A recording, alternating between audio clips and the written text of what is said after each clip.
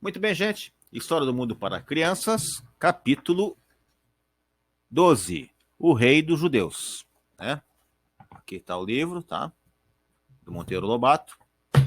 E quem não assistiu o capítulo 1, por favor, comecem.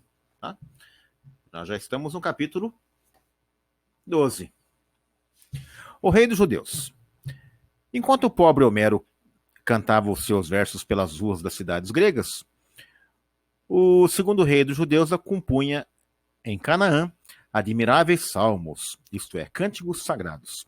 Chamava-se Davi, este rei, e tinha sido simples pastor no templo de Saul, o primeiro rei dos judeus.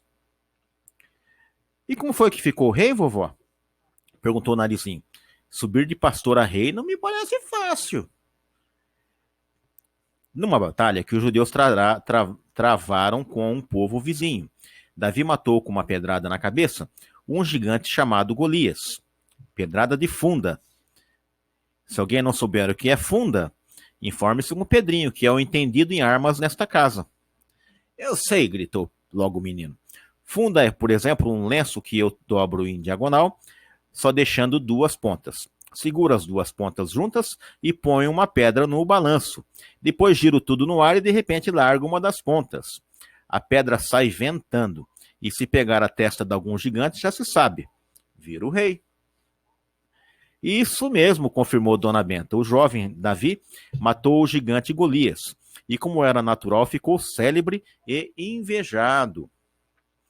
A filha do rei Saul apaixonou-se por ele e com ele se casou.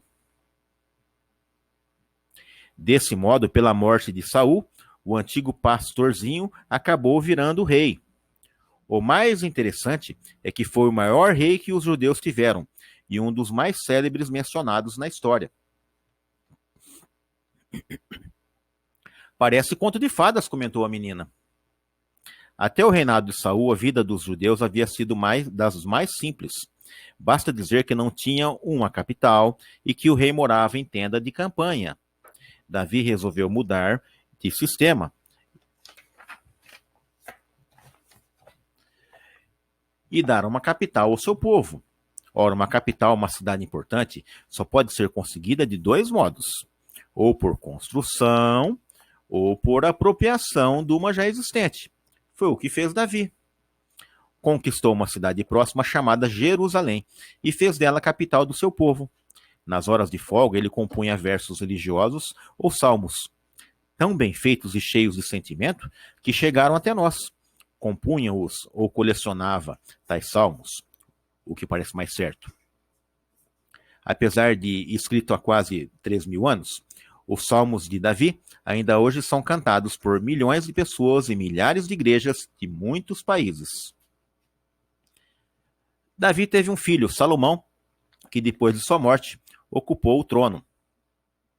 Diz a lenda que quando Salomão virou rei, Deus em sonho lhe perguntou o que mais desejava possuir. Em vez de pedir riquezas e poder, Salomão pediu sabedoria e ficou de fato um rei que era um livro aberto de tanta sabedoria. Há um caso dele que é célebre. Duas mulheres compareceram à sua presença com uma criancinha nova, que cada qual alegava ser sua. É meu filho, dizia uma. Mentira! É meu, gritava a outra. Como decidir? Salomão resolveu sabiamente o caso. Soldado, disse um dos guardas, tira a espada e corta este menino pelo meio. Assim, cada uma dessas mulheres levará a metade. Não o corte, gritou uma delas desesperada. Prefiro que o entregue inteiro a outra. Esse grito, saído do fundo do coração, mostrou ao rei qual das duas era a verdadeira mãe. Sim, senhora, admirou-se Narizinho. A esperteza dele era de bom tamanho. Se não ameaçasse matar a criança, o caso não se decidiria nunca. Esse Salomão ficou tão célebre que não há aqui na roça matuto que o não conheça. E fez uma coisa importante para os israelitas. Davi lhes dera uma capital, Salomão ia dar-lhes um templo. Mas quis um templo de maior magnificência, construído com a madeira dos famosos cedros do Monte Líbano, e com mármores raros. Depois de terminado o templo, Salomão ergueu para si um palácio tão grandioso que vinha gente de longe admirar a maravilha. Entre esses visitantes, a história guarda o nome da rainha de Sabá, que fez penosa viagem através da Arábia só para ouvir a palavra do sábio rei e conhecer o riquíssimo palácio onde ele morava. Nada resta hoje do templo e do palácio, nem vestígios. No entanto, sabemos e muitas vezes repetimos os famosos provérbios do rei Salomão. Por que, vovó?